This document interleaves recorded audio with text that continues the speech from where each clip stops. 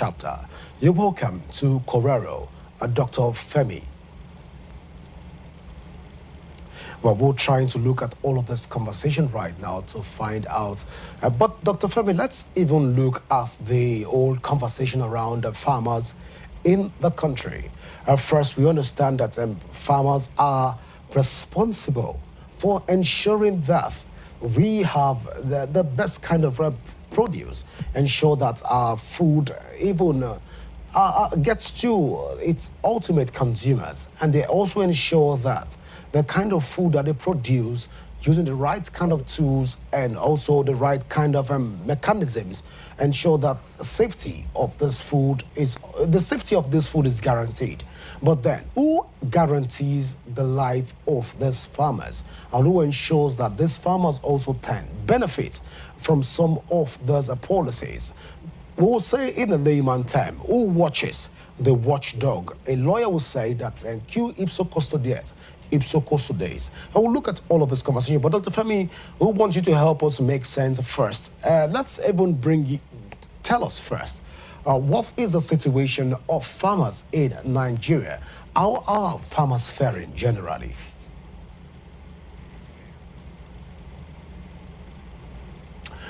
All right, while we're trying to get Dr. Femi to talk to us about this issue, we'll go for this short break, and when we return, the conversation begins shortly. Please stay with us.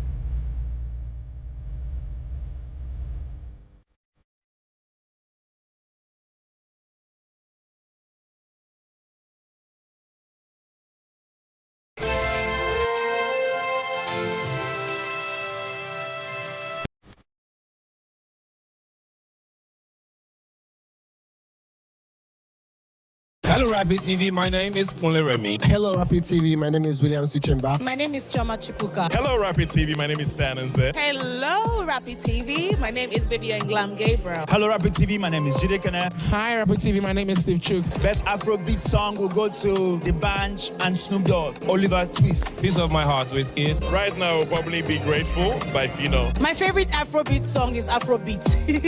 I can't. There's so much. It has to be one of our Stars songs. I love a lot of them. I don't think I have a favorite Afrobeat song right now. I cannot pick. I can't pop. Living in Bondage. It has to be between Blood Sisters and Lionhearts. I don't have favorite anything. I have favorite food. I have.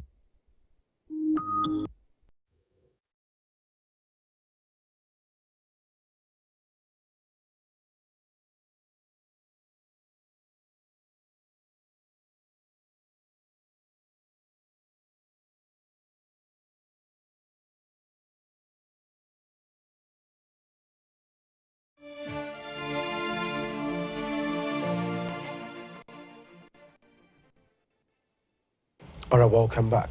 Well, Dr. Femi, thank you for joining us in the conversation tonight. Now, we're trying to find out from you, first and foremost, what is the state of Nigerian farmers as it stands right now? Well, the state of the farmers in Nigeria is still better, and we are one, and we are really trying to align by putting food security in a better situation in Nigeria. And coupled with the Renew Hope agenda of Mr. President, the farmers in quotes, we are very, very happy, and we really appreciate that. And we are really working together to make sure that there is food on the tables of every Nigerian. All right, Dr. Femi, first, let's even travel down to the eastern part of Nigeria where we have farmers that are already agitating that some of the funds that are made for farmers have not gotten to these farmers because the Commissioner of of agriculture in various in Abia State. For, I beg your pardon. In Abia State, the Commissioner for Agriculture has not even reached out to the AFAN association, which is for farmers, to even know the number of farmers. But when we have situation of this nature, is there a regulatory control from AFAN to be able to address this concern? Yes.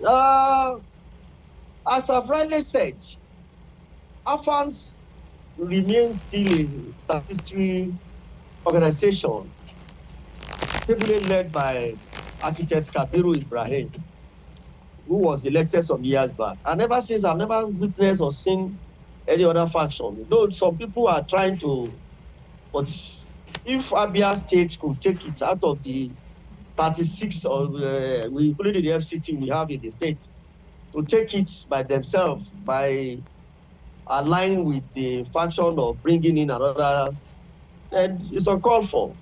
It's uncalled for. So we do not agree with that. And if there is anything... Dr. Femi, they are saying that the Minister of Agriculture has diverted the funds that was meant for them at this point, even for farmers in Abia State, to identify unrecognized people in this regard. So can you quickly react to that on diversion of funds, Dr. Femi? It can't be true. It can't be true. That might be a rumor. The Minister for Agriculture presently is in Senegal now. And about 2-3 weeks ago, when the First Bank had their program, though he said some representatives, but how could you say, what are the vivid evidence for them to say that he has diverted the fund that meant for the agri farmers into some other state? It's a frivolous statement. I can agree with that. By extension, they've also said that the Commissioner for Agriculture in Abia State has also not been able to meet up with the responsibility of recognizing legitimate farmers in the state. Of course, they had a press briefing just some couple of days back. But we want to react to this quickly. Yes, that was what I was saying, that of all 37 states, 36, including the FCT, why should it be Abia alone saying they are having a press conference in that regard? We shouldn't be, the journalists and the press people are the people that could, but I could say it should be debunked.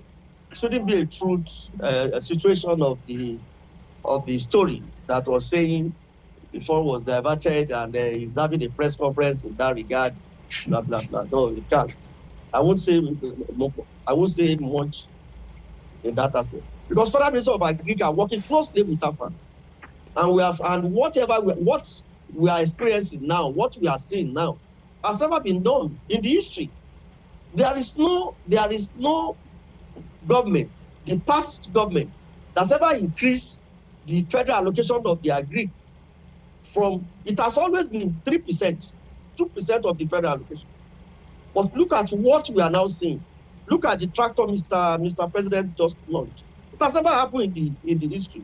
So for someone to now sit down somewhere and now saying that the fund and other things have been diverted, no, I won't agree on that. All right. So Dr. Femi, let's quickly look at the issues around the old factions of AFAN right now.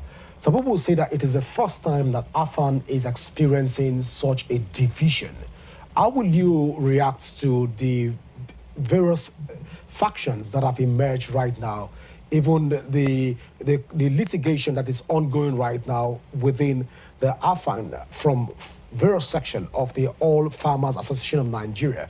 How will you quickly react to this? What led to this and where are we right now? Yes, in that regard, is a regrettable action that the other led Farouk have taken. And because in AFAN as a body, we came in through election. And from the GAF, General Assembly of Farmers, done, then you should be elected. You can't come in, you can't say you have known one POT or because the former ministers was from Kano, then you should now force yourself to be the president. It's not done. Even if there's nowhere there are no crises, let us come into the round table and discuss about that. Okay, this is what is done, the period, the time that has expired. Then we will talk about that. So that is my own aggrieved issues there.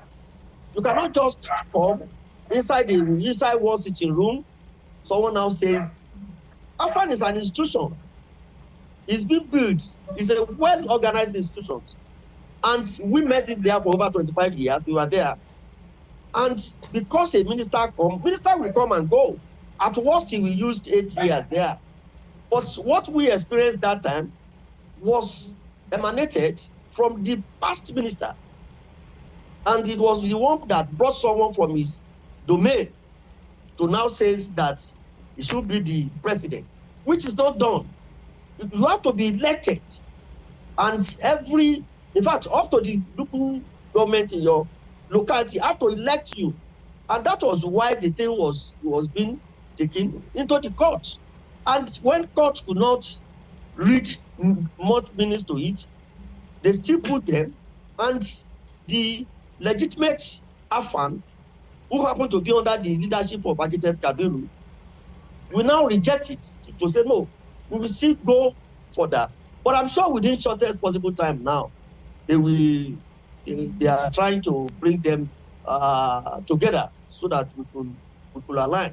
And we have been working seriously with all the remaining BOT board, the board people that are still alive, to now call them to order so that we can have we can work together so that it affects the every citizen. Otumba, there have been speculations that right now AFAN is tilted towards favoring the western part of Nigeria because the President Bola Ahmed Tinubu is from the southwest, and as such, most of the policies and investment and distribution of fertilizers tend to favor this sector of the country. I want you to quickly even talk about this. How correct is this assertion that AFAN policies is aligning with the Minister of Agriculture in order to favor the western part of Nigeria? So far, so good. I'm still the chairman for the Southwest, all farmers associations of Nigeria. And I believe if anything should come from the national, from the federal, I should be aware. At least all the chairmen in all the 6 states of which we have in Southwest were all still under me, and I was the one. So rebook most of all these informations. They are not being true. Most of what we are doing is a national issue. Even if what is to be done into the North Central or South, it's always been, they were doing it in the Southwest. It's all aligned. But saying they are favoring one state, one division than the other, I can't agree with that. It's not done. It's not. The same fertilizer that was distributed was given them in Sokoto. It was the same thing that was given to us in Lagos. Same thing in Osho. So how could someone sit down somewhere and now says because Mr. President comes from? Well, how about when the late President Buhari was from Katsina? Do they favor Katsina? Was any criticism comes from that area? No. So all these ones are just frivolous, please. Well, let's even speak to the issues around the fact that right now, you've said that these assertions are not correct, but then I will look at the generality of this conversation, taking it from the Minister of Agriculture and narrowing it down to the presidency and AFAN distribution of authority. Can we say at this point that they are, to be fair to farmers at this point, can we say that the welfare of farmers in Nigeria has improved tremendously as against what we have in previous administrations across the country? Yes, my moderator, I can say, is better off than some years back. Don't let us lie about that. It is better off. In some year, okay, let me just put one or two instances. During the past administration of former President Jonathan, there are some policies on which made in the area of cassava bread. Where is it now? The other president, Pyramid, Cocoa Pyramid, they did some pyramid. Where are the pyramid? Being governed or being centralized from CBN. What does CBN? How could it? Is it not there? Is it not for them to fund? Is it not for them to give out money? They can't be in power doing something without federal minister of agriculture. So all those ones are not in existence now. What this honorable minister and Mr. President on his renewal agenda is doing is to the generality of everybody in Nigeria. And we farmers, we are very, very happy about that. Because most of the inputs now, we do get them, though at subsidized rate. And they are now trying to sensitize us on how we will improve. And it's better off. I'm not saying at least they have started well, and we are now enjoying what this government is now doing, because we are having the feeling, and we are now feeling it than some years past, of which they will just tell us there is no follow-up. They will tell us during our late former minister, they will tell us, oh, tractor will be coming up to the time. We didn't say anything. But look at recently, Mr. President launched that. We saw the 2,000, and others still came in. So this government is trying, and we still hope that they should do more. Very interesting. The government is trying, according to what you've said. But then, let's talk in terms of the realities on ground right now. From traveling across the various states and geopolitical zones across the country, how will you assess the farmers' welfare on different geopolitical zones? Can we say that at this point, the southwest, southeast, south, the northwest, northeast, and north central, which part of the country have often benefited? Or how will you assess the welfare of all of these farmers right now, even from your own angle as a professional within the agricultural space? Assessments of which I could give on the welfare of farmers is let me say is better off, because it is when a farmer has a bumper harvest that definitely you will feel happy when you are able to produce and you are able to sell what you have produced from the farm. Well, Dr. Femi, I'm asking that question in the light of asking that, as it stands right now, by the unofficial opening of various borders across the country, as we've seen right now, and by this current administration, most farmers are saying that the price of maize, wheat, and other commodities have gone down, and as such, people that were into storage of facilities, of agricultural facilities at this point in time, are suffering losses and not even benefiting from all of this storage and modalities that was initially introduced by previous administration. That's what I'm even asking you. Are farmers at this point jubilating over the government policy, or they are crying at this point in time? How is their welfare in general? Looking at it, which zone suffers it the most? I've said and I've answered both these questions earlier, that this government is better off than the other government. Using the opening of borders at this point in time. What does it solve the problem? We farmers have been encouraged. The seeds of which we are using, we are now getting it on time. Opening of all those borders, look, it's not the solution. Because if most of those areas are now opened, for us, all those illegal guns coming in, but we farmers, I can tell you, we are now being encouraged to do, in fact, in making more production of what we are doing. So borders should not be the only one. Look at some states now. Cross River states, they are doing well in the area of rice irrigation. Lagos State has just established produce for 500 inputs. They are just opening again, and very many other states. Niger states, they are doing well, very well now. So they are now gingerly, just not like some years back when we went to sleep, when the agric was not being taken care of. So the government of today, to me, is still better, still averagely doing well, and we are now being encouraged.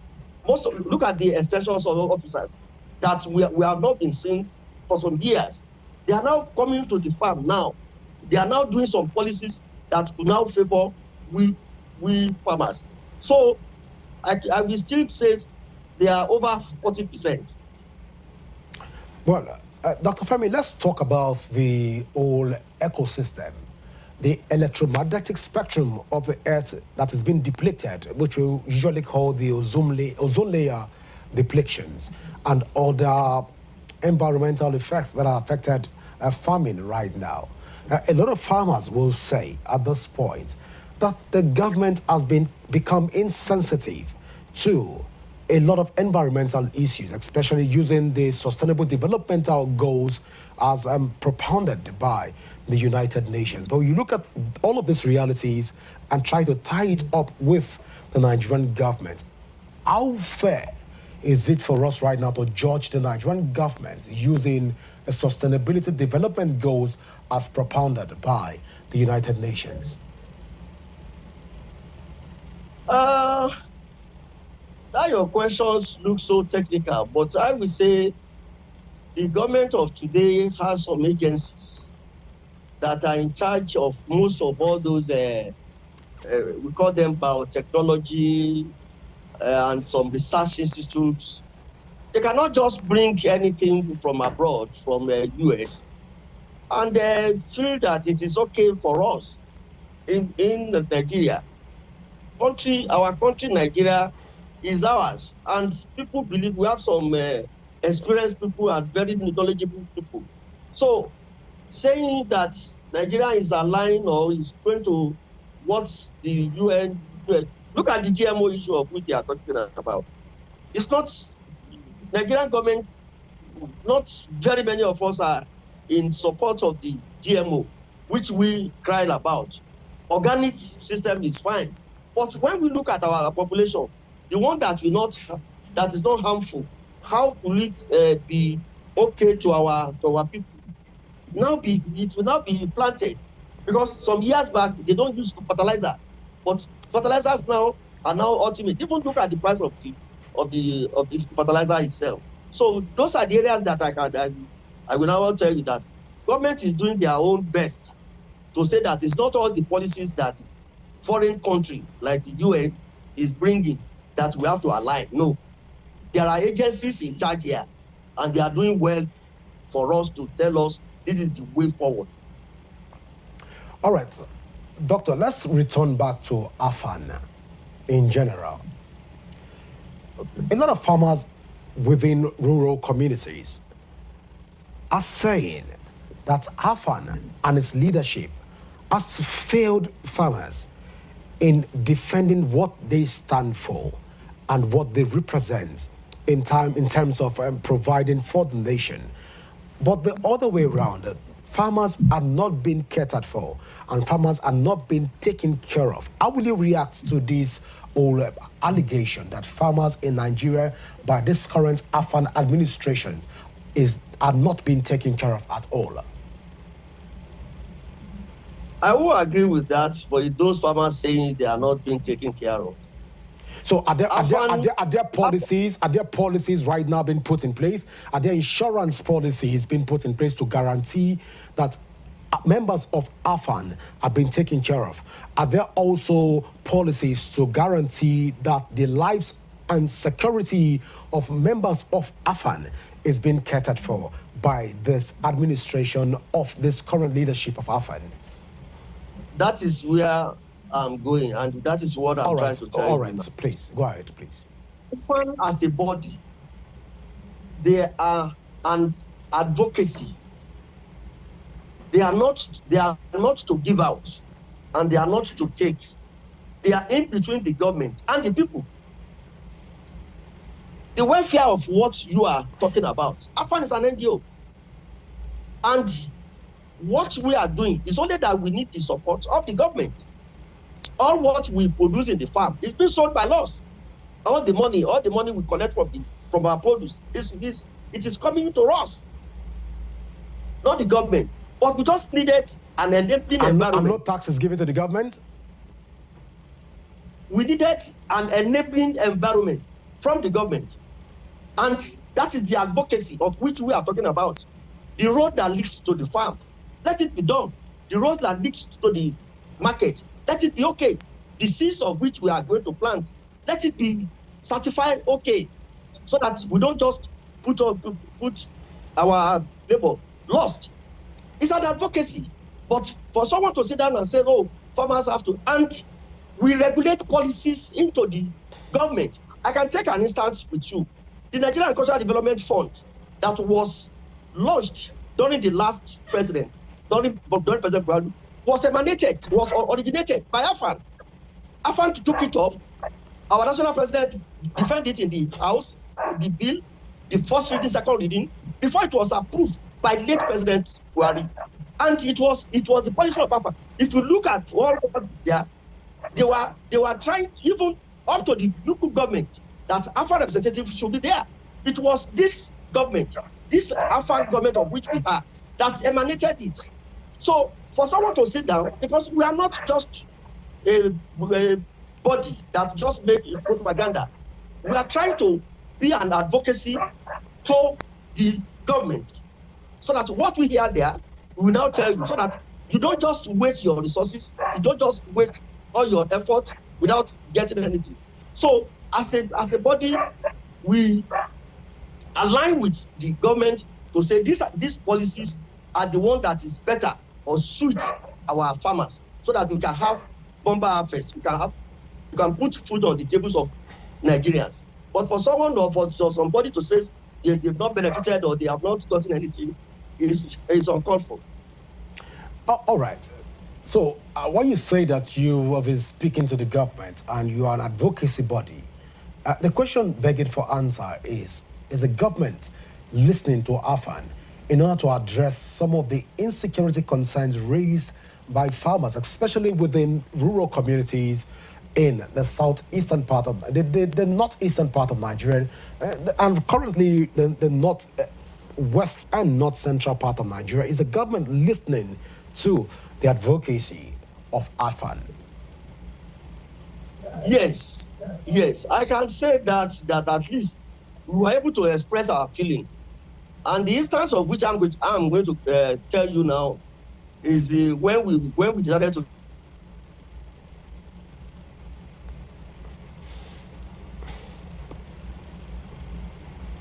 All right, so we're trying to let's even get Dr. Tell the government of this. Yeah. That is to tell you that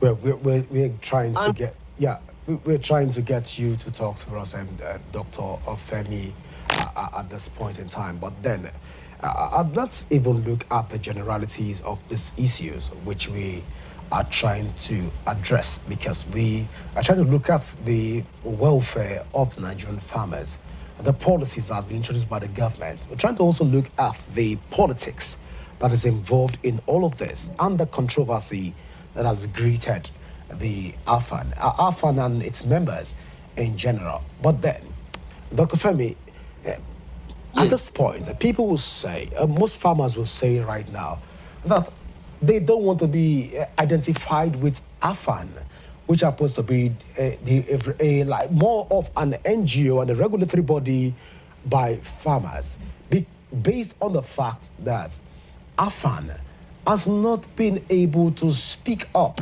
when the need arises, when there is murder, when there is killing in rural community. AFAN go mute. But when it comes to other concern, AFAN comes out to speak. Do you want to react to this? Does AFAN speak when there is insecurity concern that affects farmers, and when farmer-header clashes are even rising up? Does AFAN even speak to address some of these concerns? There is no way where we didn't speak up, and I believe in the regions of which we have in Nigeria of today. Or you mean by press conference or by just a press release or something? Because we've not really been seeing AFAN report based on the statistics and what I'm having in front of me here. What AFAN reaction has been so far on the death toll on people that lost their lives in various farms across the country. My moderator also, I will tell you AFAN is doing a lot, because in every state of which we have the chapters, if there are crises, we link up with the government and we tell the government this is the way forward.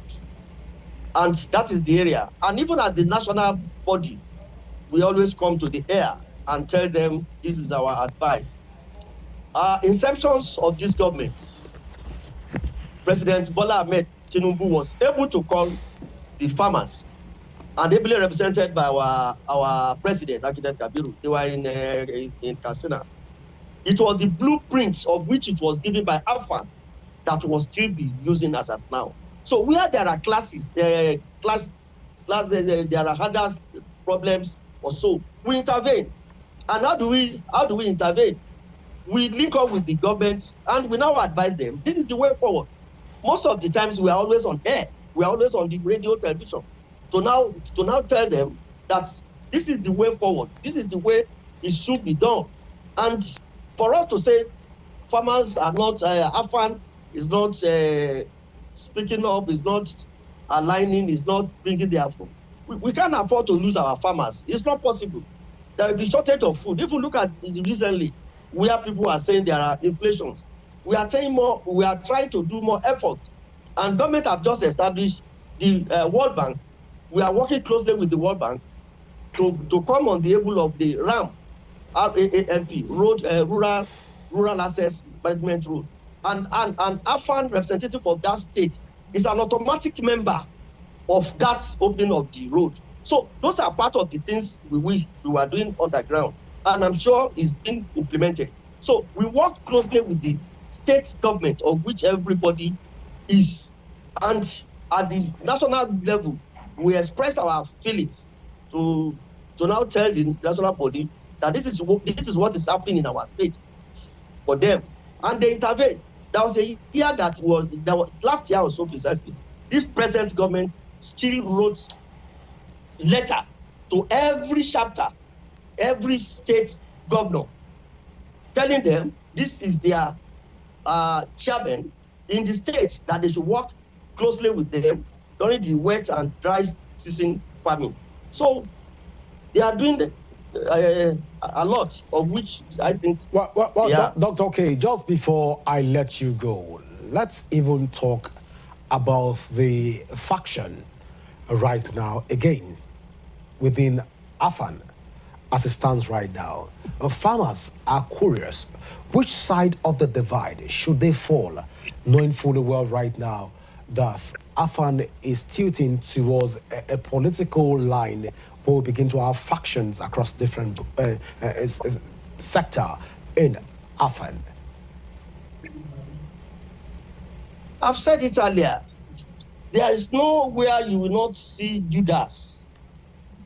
They are always there. How could someone come through a back door and say it's a So which side of the divide should farmers fall into right now? Because both sides still claim legitimacy to the authority, and both sides still claim. They are not. They can't. Are they elected? That is why you don't echo them. They are not elected. Who brought them on air? Even the president, the minister that brought them was the first minister during the Buhari to be disgraced out of office. So how could you say they are fashion? They are not. Like my own in my state. Who can unseat me there? We have to do election for us to now put someone. But they were recognized at one point in time, Doctor Otumba. They were recognized at one point in time, and right now you said they are not elected. The misconception tends to be intriguing, or don't you think so?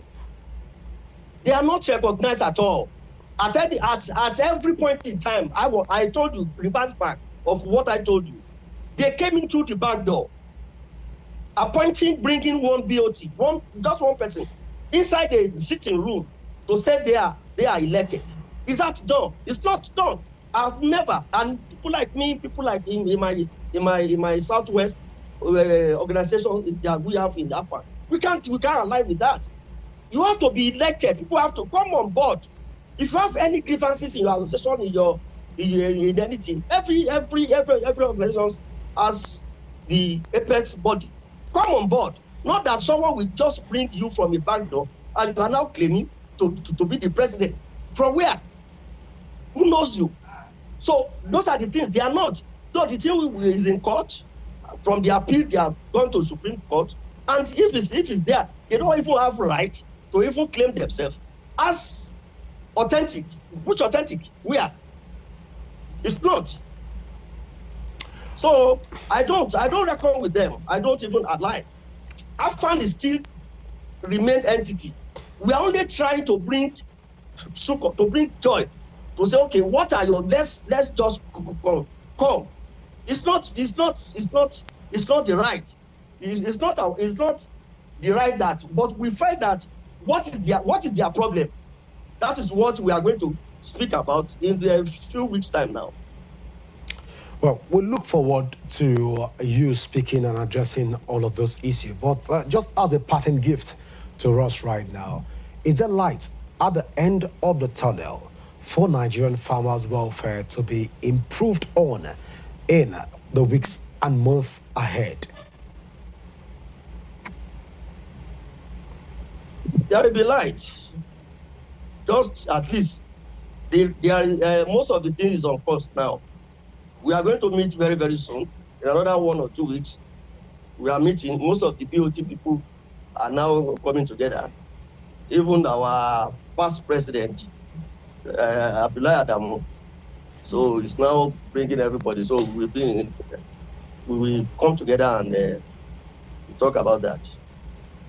So the Nigerian farmers right now can keep their heads safe and sleep tight, knowing fully well that their issues and their concerns will be addressed in the coming weeks. Is that what you're saying?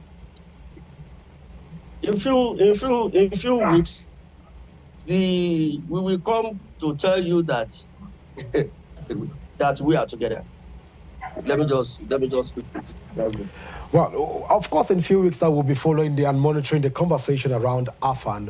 And of course, we'll bring you back again to also bring us up to speed on what's going on within the AFAN space, which is the Association for Farmers. It's like an umbrella body for Nigerian farmers. But at this point, I want to say thank you so much, Otumba Femi Oke, for finding out time to be with us here on Korero this evening. Thank you. Well, this is how far we can go with the show today. Don't forget that you can join the conversation on our various social media platform currently showing on your screen. And you can also download the Rapid TV app from your various iOS and Android devices to keep track of our broadcasts. My name is Godwin Sunday. Always remember that peace and unity are the pathways to progress. Enjoy the rest of your evening. Bye for now.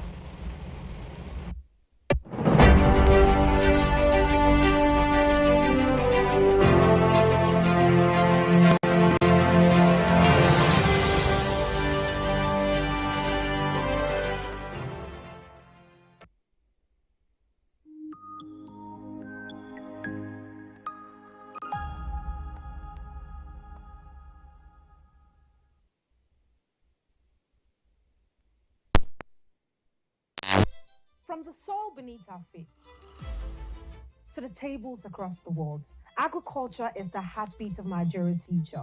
Yet challenges persist. Limited finance, outdated methods, policy gaps, and untapped opportunities. The Green Line is here to change that. A groundbreaking weekly television feature that connects policy with practice, farmers with markets, and innovation with impact.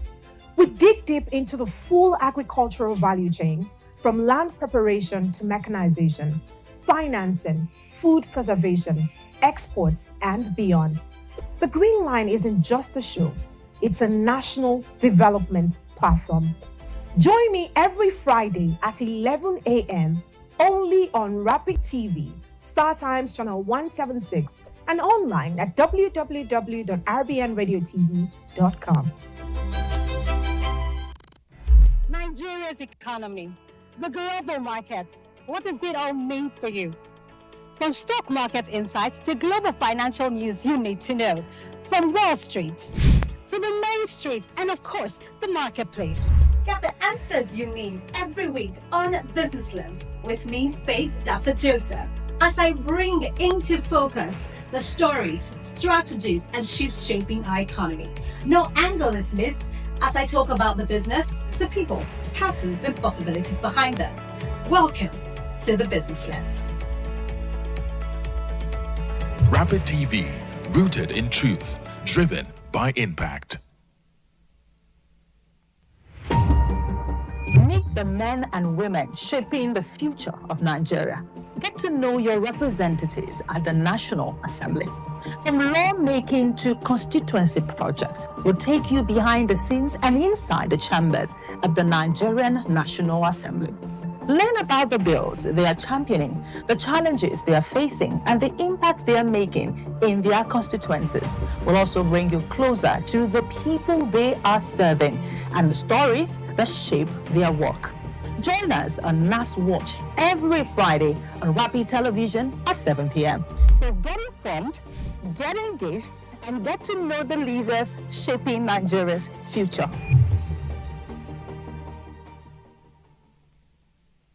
From the heart of Africa, where dreams are born and passion is boundless, a new wave of talent rises. In La Liga, these extraordinary athletes are not just playing the game, they're transforming it.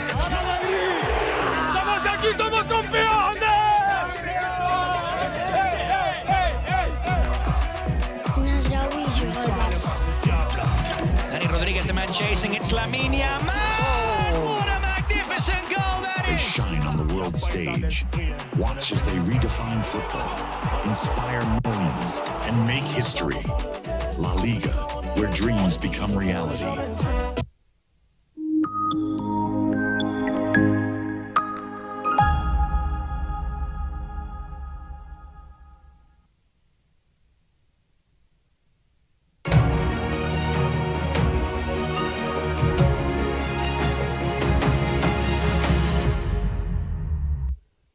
Before modern banking, vaults, or even safety deposit boxes, the Amazi people of Morocco had already cracked the code on wealth management.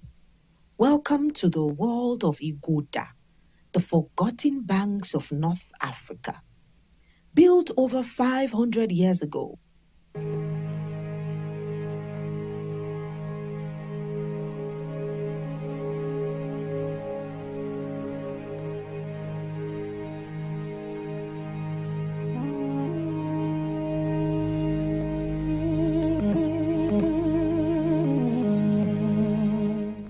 these fortified granaries weren't just for storing food.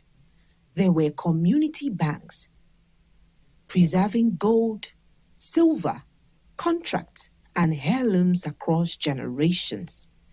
Perched atop hills and nestled deep within the Anti-Atlas Mountains, the Iguda were architectural marvels, thick stone walls, wooden doors, and guarded towers all served one purpose: security.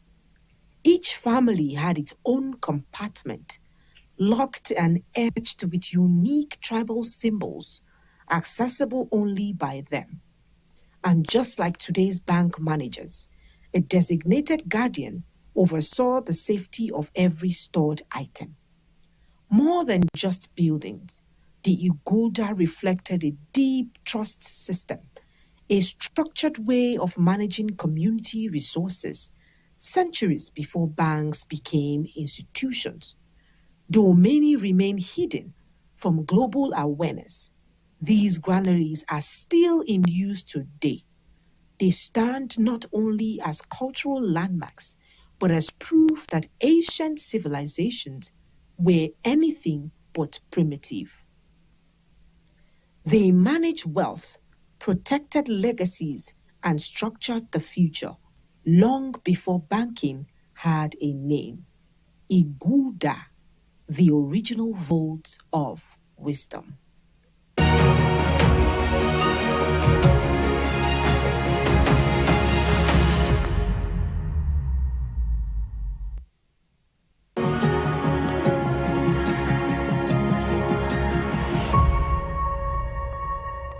Every now and then, a story of resilience becomes a movement, and in the heart of Nigeria's military barracks, one such story was born, the story of Mami Market. Today we go back in time to explore how one woman's determination to support her family sparked a revolution that now defines community life across our nation. Our story begins in 1959 at the Abapa Army Barracks in Enugu. A woman named Mami Maria Ochefu, a wife, mother, and quiet force of nature, decided to sell a local millet drink known as kunu or enyi to soldiers. Her goal was simple: feed her children, support her home. What she didn't know was that this humble act will shape Nigerian social enterprise history. Her drinks were widely popular, so popular that they attracted the attention of officers. But not all attention was friendly. Her unit commander shut the business down, citing hygiene concerns. But the soldiers rallied. They demanded their kunu. The regiment's sergeant major listened and allocated her a small store. That moment, the birth of the first Mami Market. Her husband, Major Ochefu, was transferred to different cities: Kaduna, Zaria, Ibadan. Mami Maria went with him, rebuilding and expanding the market concept at every stop. Other women followed suit. Over time, the name Mami Market became synonymous with community, survival, and entrepreneurial spirit.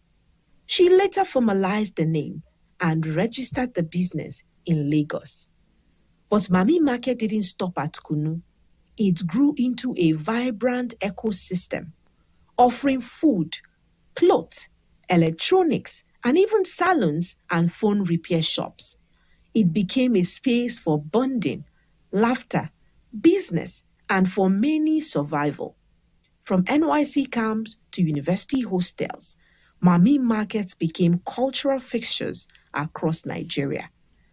Mami Ochefu's legacy lives on, not just in products sold, but in lives empowered. The Nigerian Army Officers' Wives Association, NAOWA, drew inspiration from these markets, launching childcare programs, vocational trainings, and health services in barracks across the country. Think about it. From a drink stall in Enugu to nationwide economic hubs, all because one woman refused to sit back and let poverty win. That's the real power of community. That's the heart of Mami Market. So the next time you stop by a Mami Market, whether for a cold bottle of Zobo or a quick haircut, remember you are walking into legacy. One sip, one stall, and one bold woman at a time.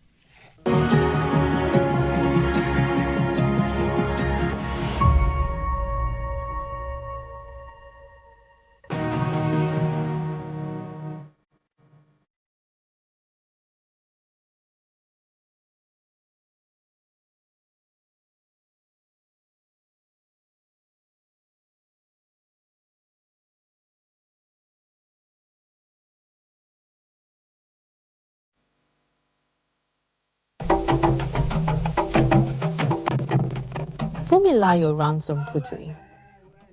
Before feminism had a name in Nigeria, there was Fumilayo Ransom Kuti, educator, activist, and fearless lioness. Born in 1900 in Abeokuta,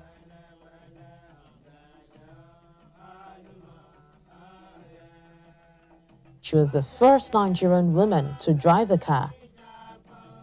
But that's only a tiny footnote in the life of revolution. Fumilayo was a teacher, but her true classroom was the society. In the 1940s, she founded the Abeokuta Women's Union, an organization that mobilized thousands of market women to challenge colonial taxes and gender oppression. With chants, petitions, and protests, they took on the king literally. They confronted the Alake of Egba, accusing him of corruption. He was forced to abdicate.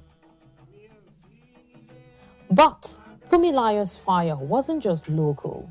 She traveled the world, advocating for Nigerian independence and women's rights. She rubbed shoulders with world leaders and inspired generations, including her own son, Fela Kuti. Even after independence, she remained Nigerians' conscience, bold, brilliant, and unbrouged. Fumilayo Ransom Kuti was more than Fela's mother. She was Nigeria's mother of resistance.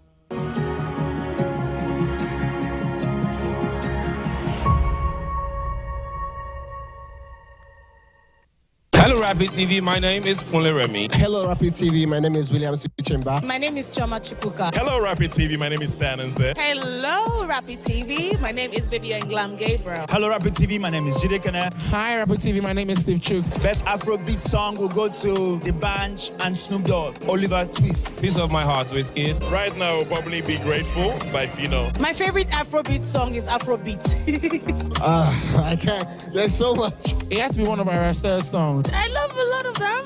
I don't think I have a favorite Afrobeat song right now. I cannot pick.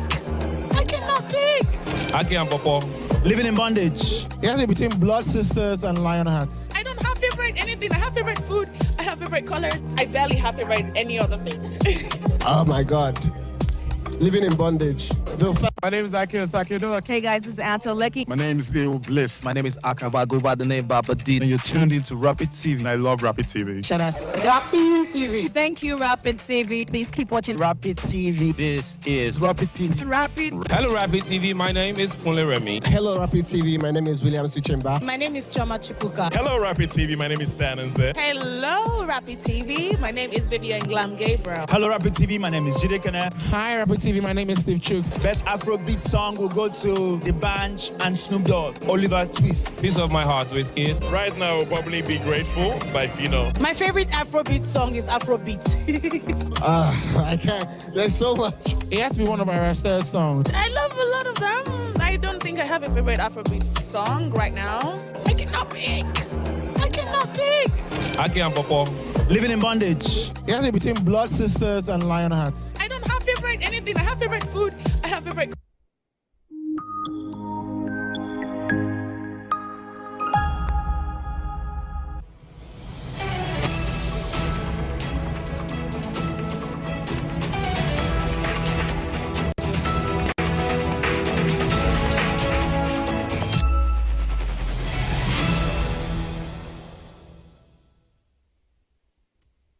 Hello and welcome to Rapid TV News. I am Godwin Sunday.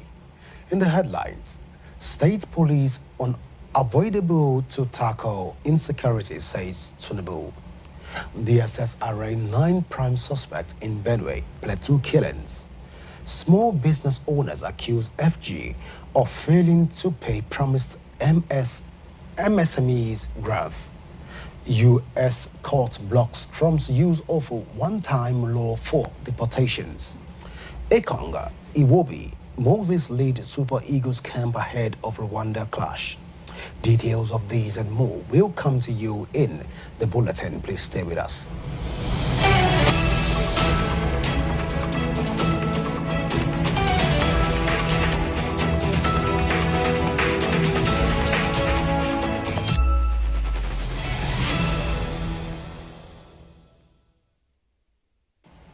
And welcome back. And now to the news in details. President Bola Tinubu says his administration's reform has restored Nigerians' global standing, stabilizing the economy and set the nation on a recovery path. Receiving the son of Ogbomosho land, Oba Gandhi Afolabi Olaoye, and other traditional rulers at the State House, Tinubu said years of fake records, smuggling and corruption had crippled the economy, marking tough decision unavoidable. He listed education as central to his agenda, citing the creation of the Nigerian Education Loan Fund, NELFund, and